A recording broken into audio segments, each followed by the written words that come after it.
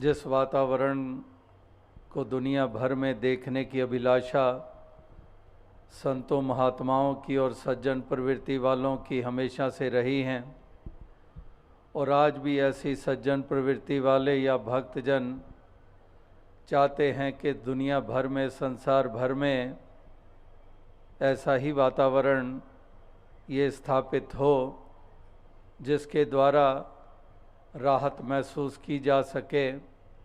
आनंदमय ये वातावरण ये बन पाए, खिंचाव वाला नहीं, भय वाला नहीं, हिंसा वाला नहीं, जुल्म सितम वाला नहीं, वातावरण प्यार वाला, करुणा दया वाला, एक दूसरे के काम आने की भावना वाला, वो वातावरण स्वर्गमयी वातावरण होता है।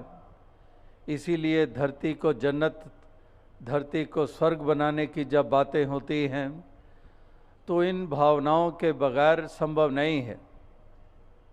यही महापुरुष संत जन कल से इसी बात के ऊपर ये जोर दे रहे हैं कि ये भावनाएं जब तक हमारी बनेंगी नहीं, तब तक ये धरती का तो क्या, हमारे घर का भी स्वर्ग बनना मुमकिन नहीं है, हमारे गली मोहल्ले का भी स्वर्ग बनना मुमकिन नहीं है, हमारे प्रांत, हमारे मुल्क का भी स्वर्गमयी रूप बनना संभव नहीं है। दुनिया और संसार की बात तो छोड़ो। तो इसलिए इन सुंदर भावनाओं का होना बहुत ज़रूरी है। हृदयों में अगर वो बस जाए तो फिर वास्तविकता में एक सुंदर चाल इंसान के द्वारा चली जाएगी। वो वही इंसान जो परिवार के अंग के रूप में है, समाज का हिस्सा है, इस देश का वासी है, और सारे संसार के जो मानवीय परिवार जिसको हम कहते हैं उसका हिस्सा होकर ये हर जगह पर दूसरों के लिए वरदान साबित होगा। क्योंकि एक इकाई ही सुंदर रूप धारण कर गई तो वही इकाई फिर किसी रूप में भी है, उसने औरों के लिए सुख का कारण बनना है। तो इसलिए एक इकाई, दो इकाई नहीं, एक सामूहिक रूप में अगर यही एक इंसान इन गुणों से युक्त हो जाता है तो वही फिर धरती के लिए वरदान बन जाता है। और अगर ऐसा नहीं, इससे विपरीत भावनाओं से युक्त है, वो तो फिर हम नज़ारे देख ही रहे हैं कि यही इंसान दानव और शैतान बनकर इस धरती को पलीत कर रहा है। जहाँ पर प्यार की नदियाँ बहाने की बात, प्रेम की गंगा बहाने की बातें ये होती आ रही हैं, वहाँ पर उसकी बजाय खून की नदियाँ बहाई जा रही हैं। किस तरह से इंसान ऐसे एक हैवानियत और शैतानियत वाली फितरत और प्रवृत्ति से युक्त होकर इस दुनिया के सफ़र को, इस जीवन के सफ़र को तय कर रहा है। तो आज भी महापुरुष संत जनों ने यही एक संदेश मुख्य रूप में दिया, इस मानव को, इंसान को समक्ष रखकर कि हे इंसान, ये जीवन का सफ़र तय हो रहा है। मालिक ने तुझे जन्म दिया, इंसानी योनि में जन्म दिया, किसी सांप की योनि में नहीं दिया, किसी गधे घोड़े की योनि में जन्म नहीं दिया। मालिक ने तुम्हें जन्म दिया इंसानी योनि में, जो सबसे श्रेष्ठ योनि मानी जाती है। कि अवर जोन तेरी पनहारी, इस धरती पर तेरी सिकदारी, कि अन्य योनियाँ तेरा पानी भरने वाली हैं, इस धरती पर तेरी सिकदारी। तो ऐसे अमोलक जन्म को तूने पाया है, इसमें मालिक ने तुझे भेजा है, इंसान के घर तुझे जन्म दिया है, एक मानव का रूप तुझे दिया है, जिसके कारण ये कहा गया कि बड़े भाग्य मानुष तन पावा, सुर दुर्लभ सदगंत ही गावा। कि ये बड़े भाग्य की बात है कि तुझे ये मनुष्य जन्म मिला है। इससे ऊंचे भाग्य और क्या होंगे। 84 लाख योनियां हैं धर्म ग्रंथों में जिसका जिक्र है। अगर 84 लाख योनि कोई नहीं भी माने, अक्सर कह देते हैं दिमागी खेल खेले जाते हैं, कितने तर्क वितर्क सामने रखे जाते हैं और कह देते हैं कि गिने हैं 84 लाख योनियां जो बयान किए जा रहे हैं। तो अगर 84 लाख योनियां ना भी मानो, फिर भी कितने कितने तुम्हारे सामने योनियां आई हैं। डिस्कवरी चैनल खोलो या कोई और इंफॉर्मेशन का चैनल आप खोलो, उसमें आपको कितने कितने ओशंस में, पानी में, जल में कितने कितने वो रूप मिल जाएंगे, कितने धरती के ऊपर कीड़े मकोड़ों की किस्में मिल जाएंगी, कितनी हवा में उड़ने वाले परिंदों की किस्में मिल जाएंगी, कितने जंगलों में रहने वाले जानवर, कितने ही सांप की जातियां प्रजातियां मिल जाएंगी। तो इस तरह से अगर देखें, कितने कितने लाखों ही संख्या में अलग अलग योनियां हमारे सामने हैं। लेकिन जब इंसानी योनि की बात आती है तो केवल और केवल एक, 2 भी नहीं, 3 भी नहीं, 10 भी नहीं, 50 भी नहीं, और दूसरी तरफ लाखों की योनियां जो इंसानी योनियों से हटके है। तो अगर यही इंसानी योनि में जन्म मालिक ने दे दिया तो फिर इससे ऊंचे भाग्य और क्या होंगे। तो बड़े भाग्य मानुष तन पावा, सुर दुर्लभ सदगंत ही गावा, कि तमाम वेद शास्त्र धर्म ग्रंथ पुकार कर कह रहे हैं कि मनुष्य जन्म तुझे मिला, बड़े भाग्य की बात है। और भाग्य की बात किस लिए? क्या तुझे दिमाग मिला है इसलिए? क्या तुझे 4 टांगों की बजाय 2 पांव मिले हैं इसलिए? तेरी शक्लो सूरत सुंदर है इसलिए? नहीं, बड़े भाग्य मानुष तन पावा का मतलब इस संदर्भ में है कि जो मालिक ने तुझे ये अवसर दे दिया है, ये मौका दे दिया है कि तू अपने आप की पहचान कर सकता है, तू अपने मालिक की पहचान कर सकता है। ये सुनहरी अवसर के रूप में देखा गया है। इसीलिए वो भी कहावतें आपके सामने हैं जो बचपन से हम सुनते आ रहे हैं कि हीरे जैसा जन्म है कौड़ी बदले जाए, कि जन्म जो तुझे मिला है ये हीरे जैसा जन्म है। लेकिन अगर हीरे जैसा जन्म पाया और इसकी कदर ना की तो फिर यही कौड़ी मोल इसका पड़ता है। और अक्सर इंसान अपने ही हीरे जैसे अमूल्य जीवन का मोल कौड़ी डालते हैं, क्योंकि वो इस सत्य की तरफ नहीं बढ़ते हैं, क्योंकि वो मानवीय गुणों से युक्त नहीं होते हैं, क्योंकि ह्यूमन वैल्यूज से उनका कोई सरोकार नहीं है, क्योंकि उनके जीवन में प्रेम करुणा का कोई नामो निशान नहीं है, क्योंकि वो अहम अभिमान में जीते हैं, क्योंकि वो संकीर्णताओं में जीते हैं, क्योंकि वो तंग दिलियों में जीते हैं, क्योंकि वो दूसरों को कीड़े मकोड़े समझकर उन पर जुल्म और सितम करते हैं, कुचलते हैं, मसलते हैं, धर्म का नाम लेकर, मज़हब का नाम लेकर, जाति का नाम लेकर, भाषा का नाम लेकर, या थोड़े से सिक्कों के लिए, थोड़ी सी जायदाद के लिए अपने ही भाई की जान लेने पे उतारू।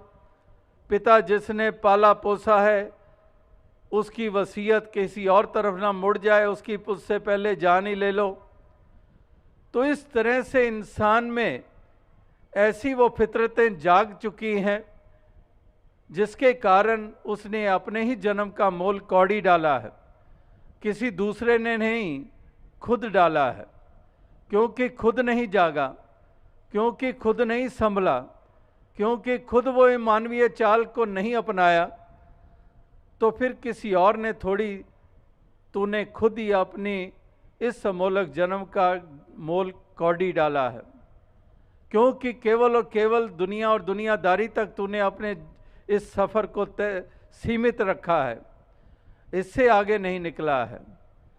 तो इसलिए महापुरुष संतों के हमेशा से ये वचन आते रहे हैं कि इंसान इस जन्म को पाया है तो यह एहसास करके मूल्यवान है। पौड़ी छिटकी हाथ ना आए, मनमुख अहला जन्म गवाए, कि ये मनमुख मत बन, अज्ञानी मत बन, एक जागरूकता को प्राप्त कर ले। जाग जा, उठ जाग मुसाफिर भोर भई, कि उठ जाग जा, रात्रि नहीं है, सुबह का वक्त है। इंसानी जन्म पाना यानी कि सुबह का वक्त है। उठ जाग मुसाफिर भोर भई, अब रैन कहाँ जो सोवत है। ये सोने का वक्त नहीं है। अब तुझे इंसानी जन्म मिल चुका है, ये भोर हो चुकी है, ये सवेरा हो चुका है। अब तू आंखें खोल ले, अब तू जाग जा। उत्थिष्ठ जागृत, उठो जागो, arise and awake.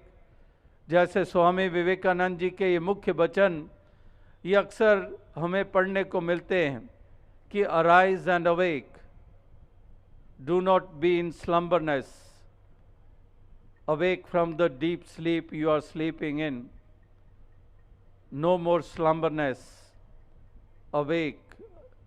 The awakening has to take place in your life.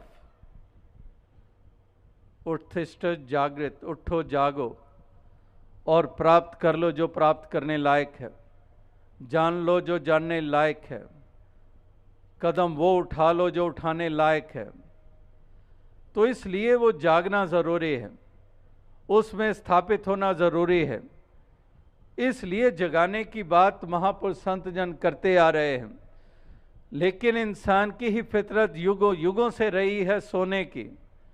केवल एक कुंभकर्ण की बात नहीं है कि नगाड़े भी पीटे गए फिर भी नहीं जागता, ढोल भी बजाए गए नहीं जागता, कितने कितने साधन अपनाए जाते नहीं जागता। इसी तरह से ये इंसान की फितरत में भी हर युग में, ये नहीं कि वर्तमान का समय या कलयुग जिसको हम कहते हैं, इस समय में ही ये सोना इसके हिस्से में आया है। ये तो युगों युगों की बात है, ये सोता आया है, ये जागने को तैयार नहीं होता है। तो इसलिए महापुरुष संत जनों को सतयुग में भी जगाना पड़ा इंसान को, त्रेता में भी, द्वापर में भी। हर युग में इंसान ने सोए हुए को उठाना पड़ा है। ये नहीं कि जन्म मिला और उसके बाद थोड़ी होश संभाली और इसका मतलब ये जाग गया, सारी सारी उम्र ये सोया रहता है, सारी सारी उम्र बीत जाती है लेकिन जागना इसके हिस्से में नहीं आता। यानी कि तमाम सफ़र जीवन का सोए हुए ही बिता देता है और ये सांसों की लड़ी भी फिर टूट जाती है और अंधकार में रहा, अंधकार कायम रहा और कोई बात बनी नहीं। तो इसीलिए महापुरुष संत जन यही एक जगाने का कार्य करते आए हैं कि उठ जाग मुसाफिर भोर भई, कि उठ जाग जा हे मुसाफिर। मुसाफिर उसी को कहते हैं कि जो ठहरता नहीं है। तो दुनिया में हर कोई मुसाफिर है, जो आता है वो जाता है, आए हैं सो जाएंगे राजा रंग फकीर, कि जो आते हैं उनको जाना भी है। उगा हो सो काटिए, फूला सो कोमलाए, जो बना सो गिर पड़े और जो आया सो जाए। तो जो उगता है वो कुम्हलाता भी है, उगा हो सो काटिए, जो उगता है वो काटते भी हैं, फूला सो कोमलाए, वो भी कुम्हला जाते हैं फूल पौधे, जो बना सो गिर पड़े, जो बनता है वो गिर भी जाता है, मकान गिर जाते हैं, महल गिर जाते हैं, कितने कितने आलीशान महल और आज खंडर बने हुए हैं। जो बना सो गिर पड़े और जो आया सो जाए। जो दुनिया में आता है उसको जाना भी है। जब जन्म मिलता है वो एक सिक्के का एक पहलू और दूसरा पहलू कि उसने जाना भी है। हमेशा यहाँ पर नहीं रहना किसी ने भी। राम गयो रावण गयो जा का बहु परिवार, कि नाम मर्यादा पुरुषोत्तम राम जी का शरीर हमें देखने को मिल रहा है और रावण जो सोने की लंका का मालिक है, शरीर उसका भी नहीं रहा। तो राम गयो रावण गयो जा का बहु परिवार, कहो नानक थिर किछ नहीं सुपने जो संसार। यानी कि वही बात, जो आए हैं सो जाएंगे राजा रंग फकीर। तो हर किसी को जाना है, कोई हमेशा नहीं रहने वाला है। तो इसलिए महापुरुष कहते हैं कि बाजी जीत लो। इस संसार में आए हो तो जान लो कि मुसाफिर हो। डड्डा डेरा ये नहीं, ये तुम्हारा डेरा नहीं है। जैसे एक कोई साधु किसी महल में गया और महल में गया तो वहाँ पर बहुत कीमती सामान पड़े हुए, आलीशान पदार्थ वहाँ पर वस्तुएं पड़ी हुई, कहाँ कहाँ से दुनिया के किस किस कंट्री से वो एंटीक्स और कितने कितने वो वस्तुएं वहाँ पर कीमती पड़ी हुई। तो इतना आलीशान संगे मरमर का बना हुआ। तो वो महात्मा कहने लगा, वाह कमाल की सराय है। अब सराय कहा तो वो परेशान हो गया। वो सेठ कहने लगा, लगता तो ये महात्मा है लेकिन लगता है कोई दिमाग का पुर्जा हिला हुआ है इसका। ये इतना आलीशान मकान, अरबों का बना हुआ, अरबों की वस्तुएं पड़ी हुई, और ये सराय कह रहा है। तो उसने कहा, महात्मा सराय नहीं, ये घर है। कहने लगा, अच्छा घर है, अच्छा तो आप यहाँ रहते? हाँ जी मैं रहता हूँ। आपसे पहले मेरे पिताजी, उससे पहले मेरे दादाजी, उससे पहले परदादाजी। तो आगे से महात्मा कहते हैं कि मैं वही तो कह रहा हूँ कि हमेशा इसमें कोई रहा नहीं, परदादा और फिर दादा, फिर पिता, फिर आप, तो वो रहे तो नहीं हमेशा। घर तो उसी को कहेंगे कि जो वहीं पर डेरा लग जाए, लेकिन डेरा तो नहीं रहा। जैसे एक और मिसाल आती है कि एक ऐसे ही फ़कीर संत, और किसी ने उसको पूछा कि आबादी किस तरफ है, उसने इशारा कर दिया इस तरफ है।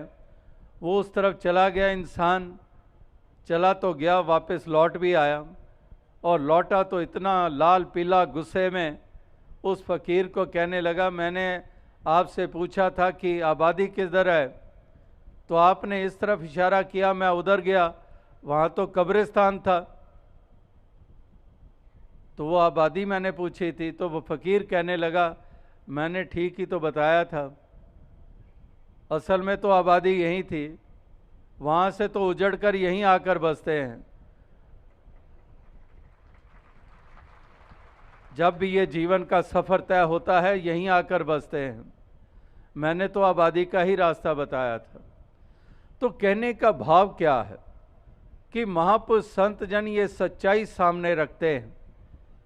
ये नहीं कि कोई डराने के लिए, भय देने के लिए, ये केवल आईना रखते हैं सामने सत्य रूपी, कि नशे में इतना चूर ना हो जाओ कि भूल जाओ कि तुम भी यहाँ पर कुछ समय के लिए हो। 4 दिनों की चांदनी और फिर अंधेरी रात है, कि ये हमेशा ये सिलसिले चलते नहीं रहने हैं। कोई भी हमेशा नहीं रहा है, हर किसी को जाना है।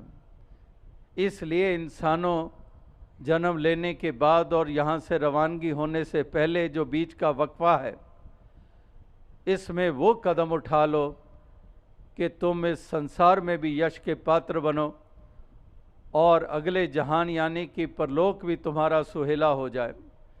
इस हरि की दरगाह में भी तुम्हें शर्मिंदगी ना उठानी पड़े। यहाँ पर वो काम कर गुजरो और वो यहीं पर करने होंगे। लोक में ही वो कदम उठाने होंगे, परलोक को संवारने के लिए भी।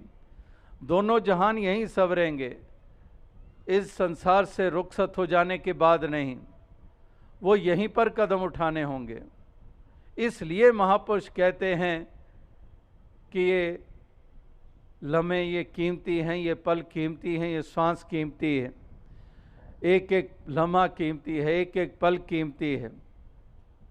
जब ये श्वास उखड़ते हैं तब हमें एहसास होता है कि कितने कीमती है।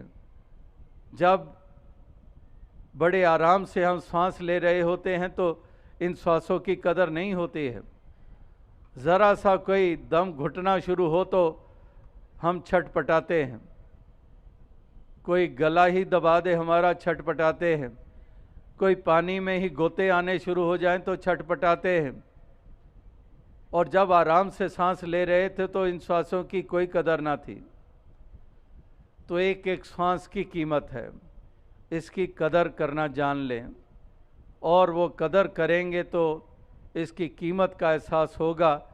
फिर इनको व्यर्थ नहीं गंवाएंगे, फिर इनको हम एक पाप दुष्कर्म करते हुए नई लम्हों को बिताएंगे।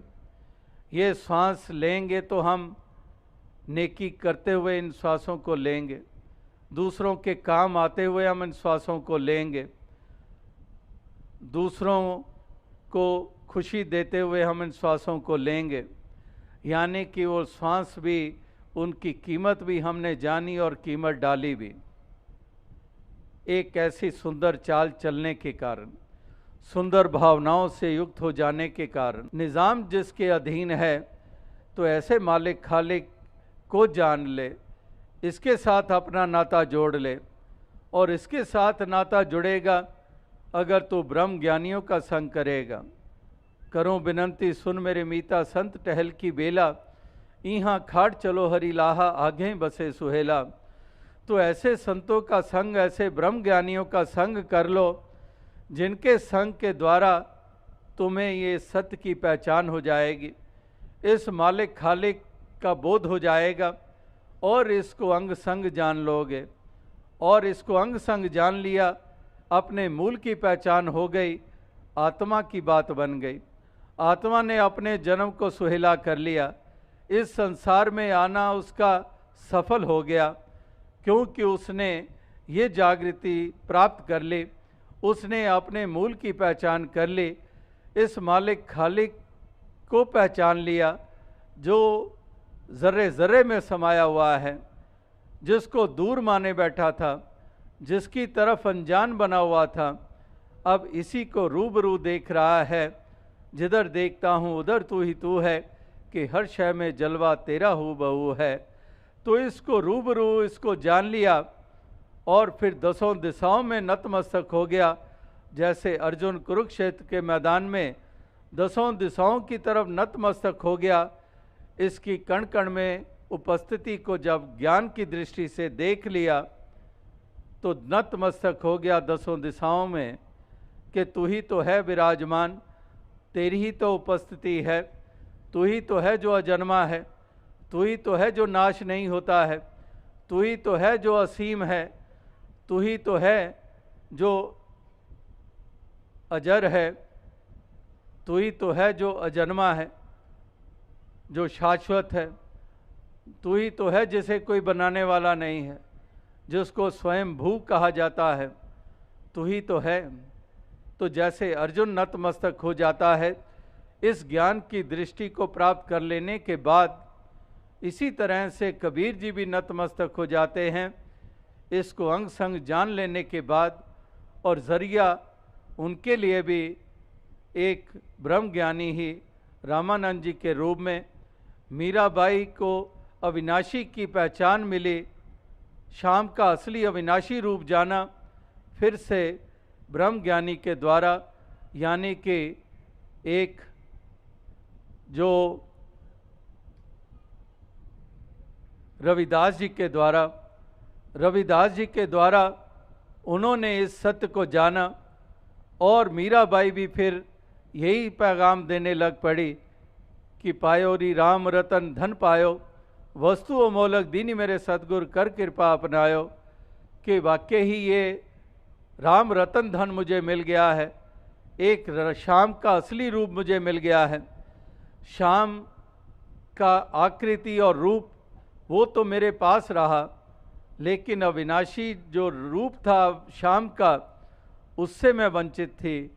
तो इसको जाना तो धन्य हो गई, सच्ची दौलत हिस्से में आ गई।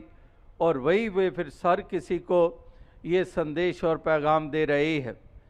तो यानी कि महापुरुष संत जनों के इतिहास भी यही बताते हैं कि ये परम अस्तित्व निराकार, इसको जान लेने के बाद ही हम मंजिल मकसूद को पा लेते हैं, वरना ये सफ़र हमारा जारी रहता है, वरना ये जन्म मरण के फेर में हम पड़े रहते हैं, वरना ये जंजीर में जकड़े रहते हैं, इससे हमें निजात हासिल नहीं होती है।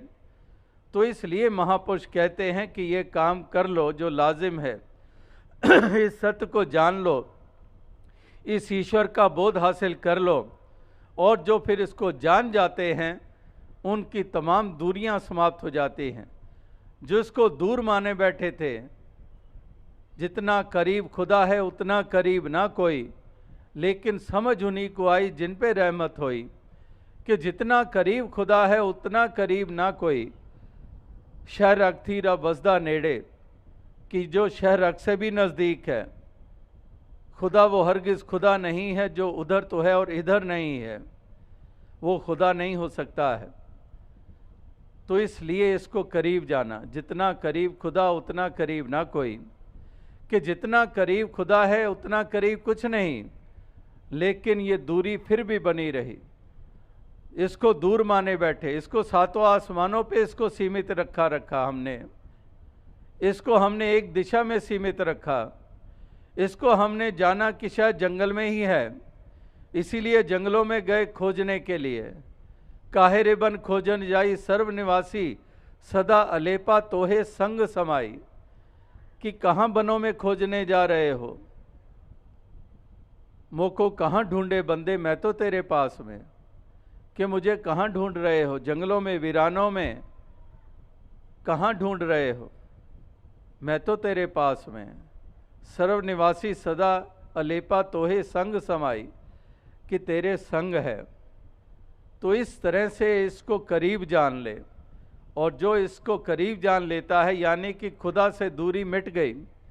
और जब खुदा से दूरी मिट गई तो फिर इसके बंदों से भी दूरी मिट गई। इससे समीपता नहीं बनी थी, इससे नाता नहीं जुड़ा था, इसलिए इसके बंदों से भी दूरी बनी हुई थी। इसलिए हमने इन बंदों से भी फासले बनाए हुए थे। तू पंजाबी है, मैं सिंधी हूँ, मैं गुजराती हूँ, तू राजस्थानी है, मैं हिंदुस्तानी हूँ, तू पाकिस्तानी है।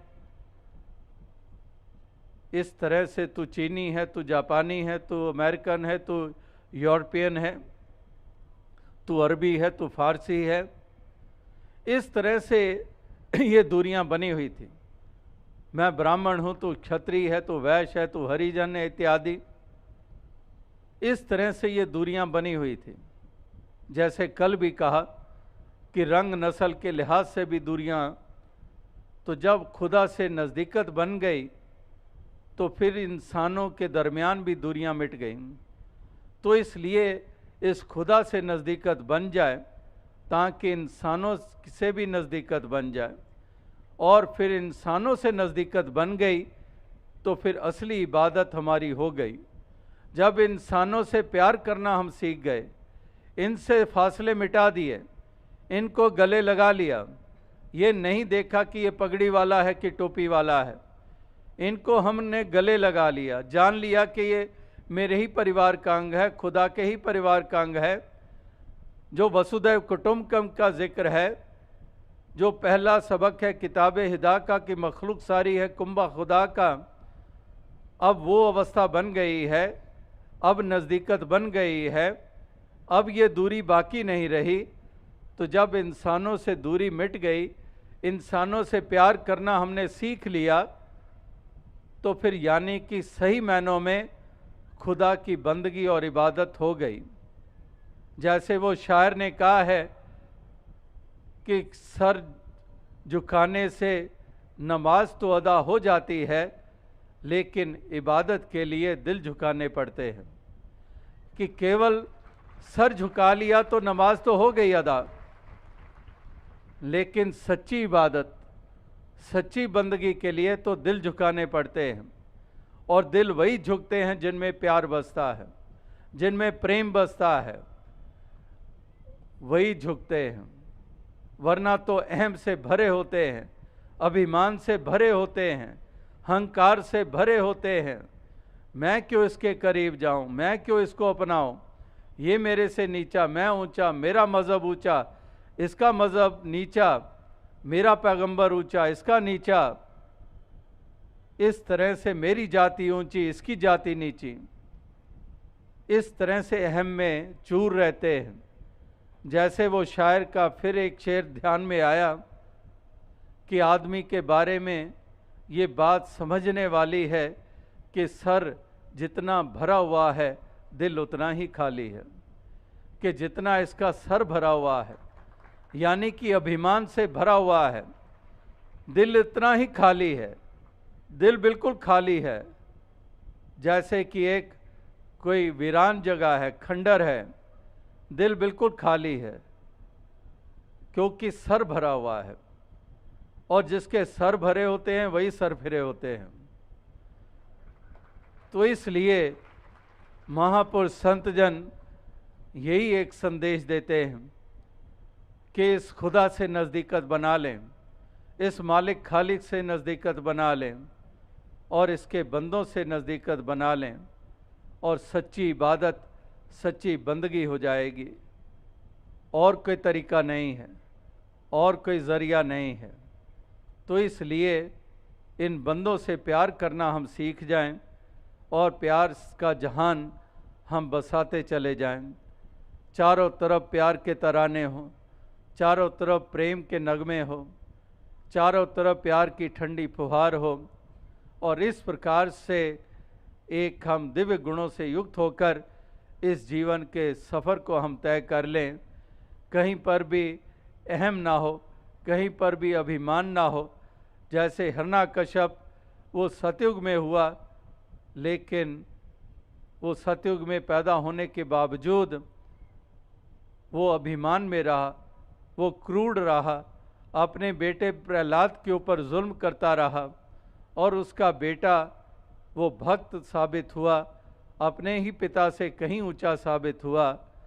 तो इस प्रकार से होली का त्यौहार अभी कुछ हफ्ते पहले ही गुजरा है, और होली के त्यौहार के साथ जुड़ा हुआ वही पहलू है, हिरण्यकश्यप वाला, भक्त प्रहलाद वाला, हिरण्यकश्यप की बहन होलिका वाला, जो अभिमान में चूर थी,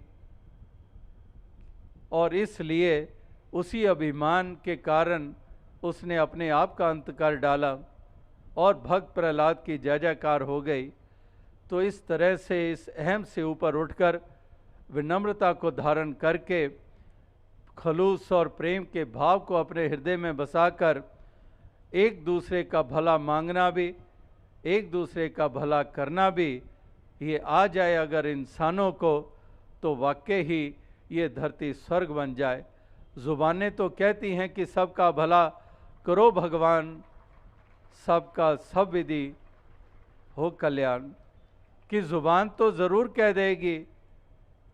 किसी धर्म स्थल पर गए हैं तो ये उच्चारण कर ही डालेंगे कि सबका भला करो भगवान, सबका सब विधि हो कल्याण।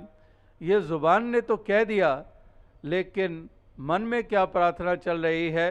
मन में ये प्रार्थना चल रही है कि जब मैं यहाँ से घर लौटूं तो पड़ोसी का सत्यानाश हुआ हो।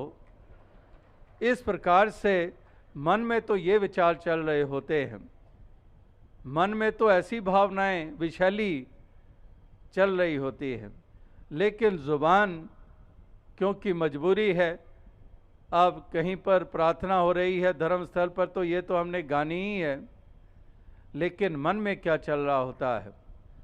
तो इसलिए भक्तजन, महापुरुष, संतजन वो मन से भी यही प्रार्थना करते हैं, और व्यवहार के रूप में भी वो सुंदर रूप में ही व्यवहार करते हैं, सद्भावना और सद्व्यवहार।